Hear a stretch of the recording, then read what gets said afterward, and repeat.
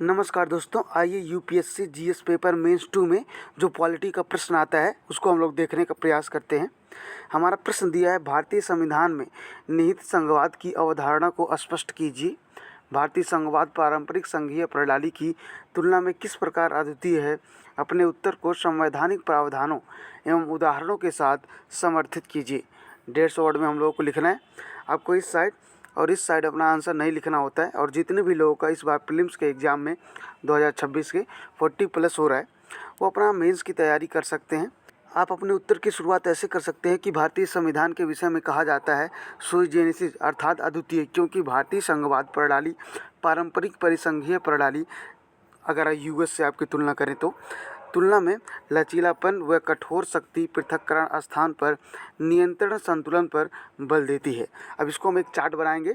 एक तरफ भारतीय संघवाद को लिखेंगे और दूसरी तरफ लिखेंगे कि परिसंघीय प्रणाली क्या है। ठीक है, अब देखिए भारतीय संघ प्रणाली और दूसरी तरफ लिखेंगे परिसंघीय प्रणाली।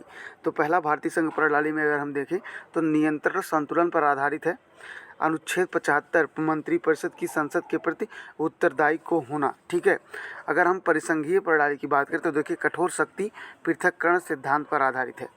दूसरा पॉइंट आप लिख सकते हैं स्वतंत्र न्यायपालिका है अनुच्छेद 124 में, परंतु साथ ही एकीकृत न्यायपालिका की व्यवस्था है भारत में। ठीक है, अगर हम परिसंघीय प्रणाली की बात करें तो देखिए स्वतंत्र न्यायपालिका जो गैर स्तरीकृत है।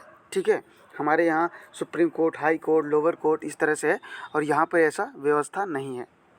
तीसरा पॉइंट आप लिख सकते हैं संविधान संशोधन अनुच्छेद 368 परिस्थिति विषय अनुसार सरल अथवा जटिल है, यानी कि कुछ स्थितियों में संविधान संशोधन आप आराम से कर सकते हैं, कुछ परिस्थितियों में आपको 2/3 मेजोरिटी की ज़रूरत होती है। आपने देखा होगा अभी तक नारी शक्ति वंदन विधेयक आया था तो आपने देखा होगा। ठीक है, परिसंघीय प्रणाली में आप लिख सकते हैं संविधान संशोधन अत्यधिक जटिल है। ठीक है, चौथा पॉइंट लिख सकते हैं भारतीय संघ प्रणाली में संघ राज्य संबंधों में शक्ति का विभाजन पर समवर्ती विधान परिषद 7वीं अनुसूची व अनुच्छेद 352 से लेकर 360 तक आपातकालीन प्रावधानों में इसकी व्यवस्था की गई है।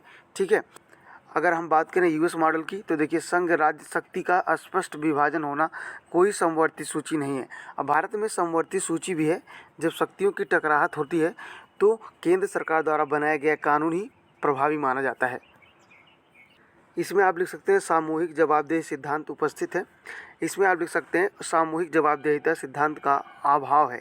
ठीक है, इसलिए आप देख रहे होंगे इस समय अमेरिका में काफ़ी प्रोटेस्ट हो रहा है, जो इजराइल और अमेरिका का इजराइल का युद्ध हो रहा है जो ईरान से, उसमें अमेरिका भी है, तो अमेरिका के लोग विरोध कर रहे हैं। इसमें जवाबदेहिता कम होती है, राष्ट्रपति के पास बहुत सारा पावर होता है। ठीक है, अगला पॉइंट आप लिख सकते हैं अनुच्छेद 5 से 11 एकल नागरिकता का प्रावधान है। इसमें लिख सकते हैं संघीय विधि व द्विस्तरीय नागरिकता का प्रावधान है। भारत में केवल एक नागरिक होता है, वो भारतीय नागरिक होता है, एक ही नागरिकता आप ले सकते हैं। अमेरिका में ऐसा नहीं है। अमेरिका में राज्य का भी नागरिक होगा वह व्यक्ति और देश का भी नागरिक होगा, वहाँ पर दोहरी नागरिकता होती है। भारतीय संघ प्रणाली में आप अगला पॉइंट लिख सकते हैं अनुच्छेद 154 से 156 राष्ट्रपति द्वारा मनोनीत होना। इसमें लिख सकते हैं राज्यपाल की स्वतंत्र भूमिका राज्य विधायिका द्वारा चयन होता है। ठीक है, यहाँ पर जो राज्यपाल होता है वो एकमात्र मोहर की तरह कार्य करता है केंद्र सरकार की, और यहाँ पर थोड़ा स्वतंत्रता होती है। इस मामले में बेहतर है यूएस इंडिया से। ठीक है, अगला पॉइंट आप लिख सकते हैं जनसंख्या सापेक्ष प्रतिनिधित्व में अंतर।